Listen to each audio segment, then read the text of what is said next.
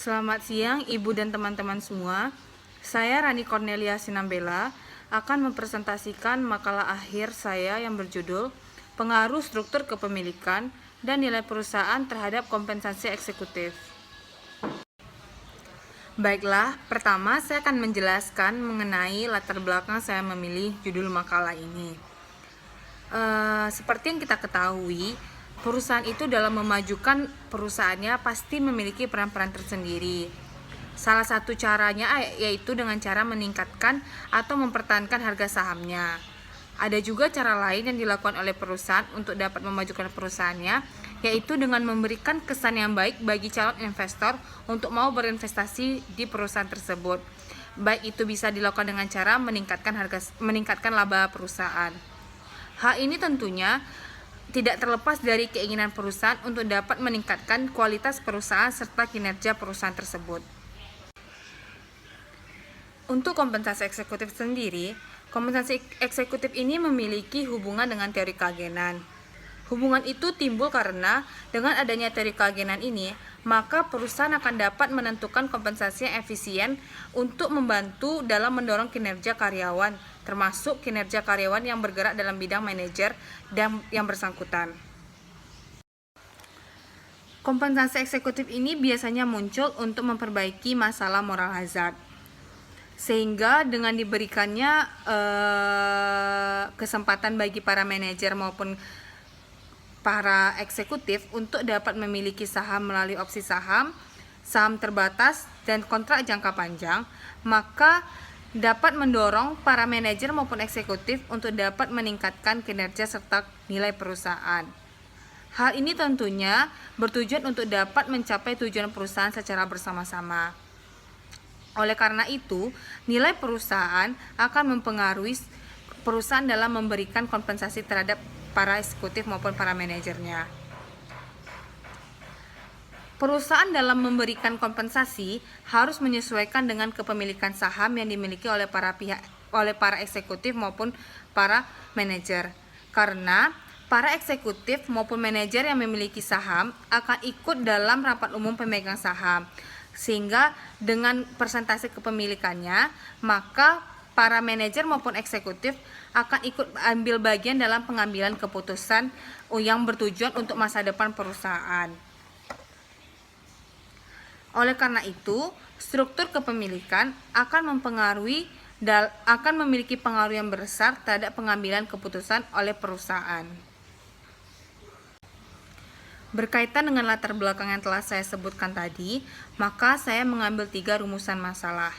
Yang pertama, mengenai bagaimana pengaruh struktur kepemilikan untuk kepemilikan manajerial terhadap kompensasi eksekutif. Yang kedua, bagaimana pengaruh struktur kepemilikan untuk kepemilikan institusional terhadap kompensasi eksekutif. Dan yang terakhir, yaitu bagaimana pengaruh nilai perusahaan terhadap kompensasi eksekutif.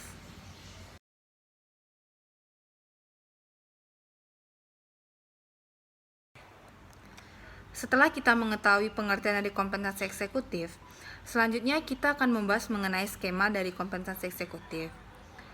Kompensasi eksekutif ini terbagi menjadi 2 skema. Skema yang pertama yaitu mengaitkan kompensasi eksekutif ini dengan laba perusahaan yang diterima pada saat ini. Untuk skema ini terdapat 2 karakteristik. Yang pertama, pemberian kompensasi itu dibatasi hanya kepada manajer-manajer yang jenjangnya cukup tinggi dalam organisasi. Hal ini berguna untuk memberikan pengaruh terhadap kinerja perusahaan serta kebijakan perusahaan. Untuk karakteristik yang kedua, yaitu bonus yang diberikan itu dikaitkan dengan laba yang diterima dalam satu periode, biasanya itu dalam 1 tahun.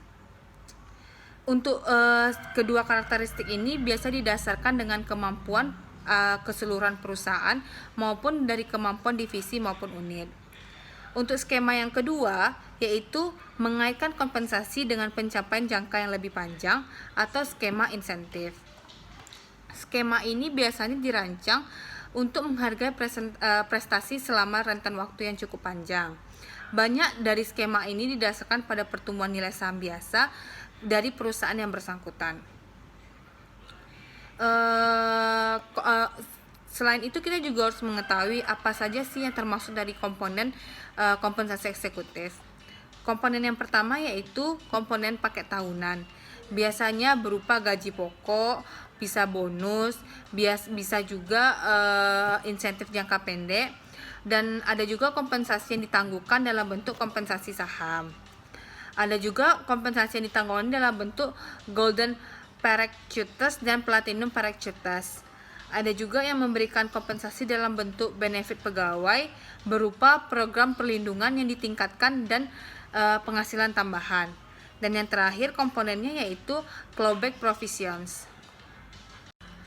Setelah kita mengenal secara detail mengenai kompensasi eksekutif, selanjutnya kita akan membahas mengenai struktur kepemilikan.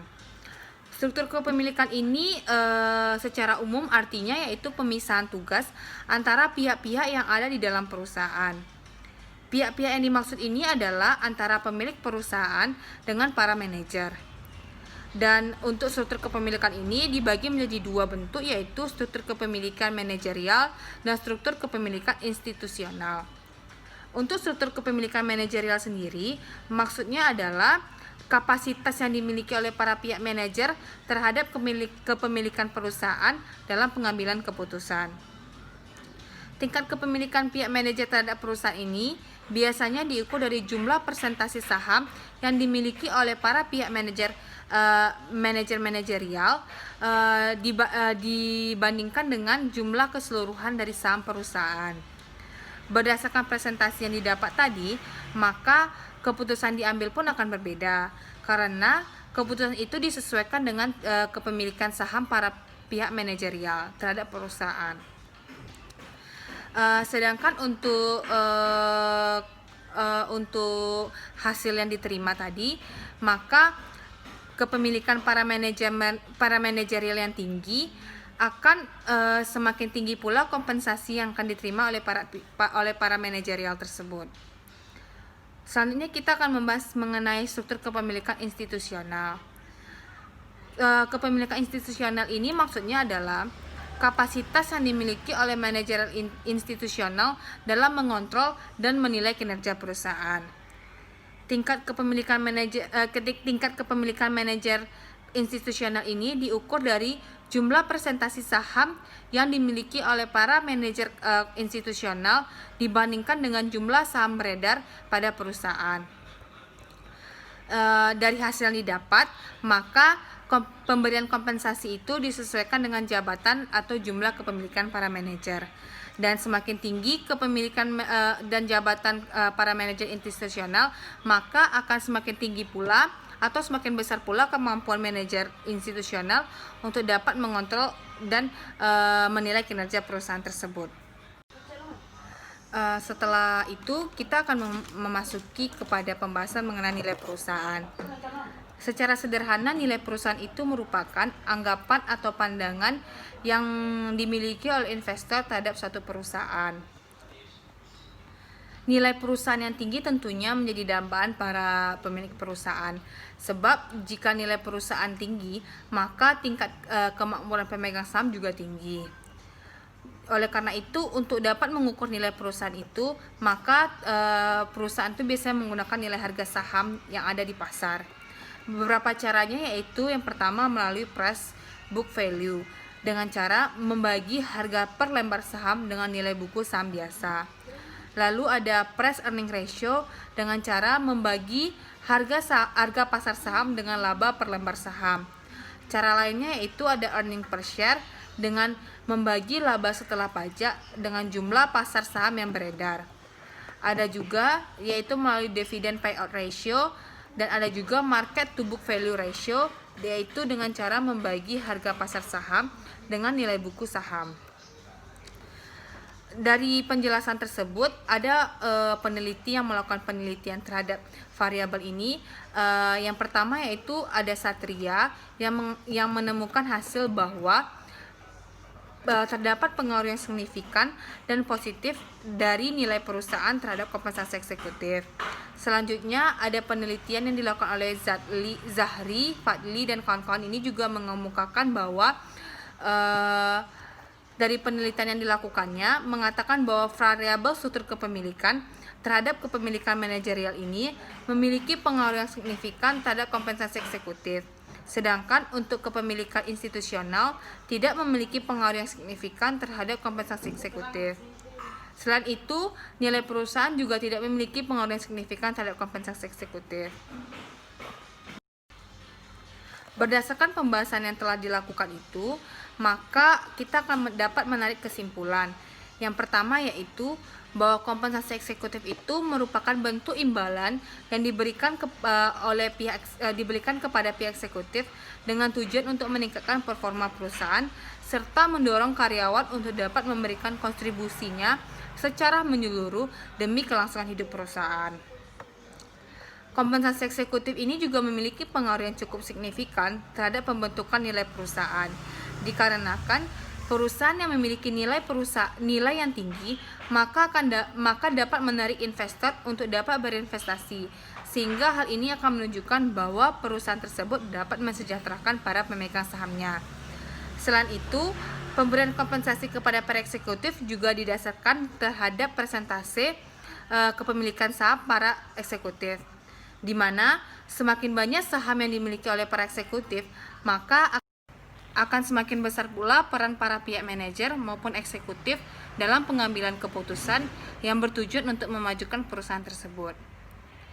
Baiklah, sekian dari presentasi saya ucapkan terima kasih.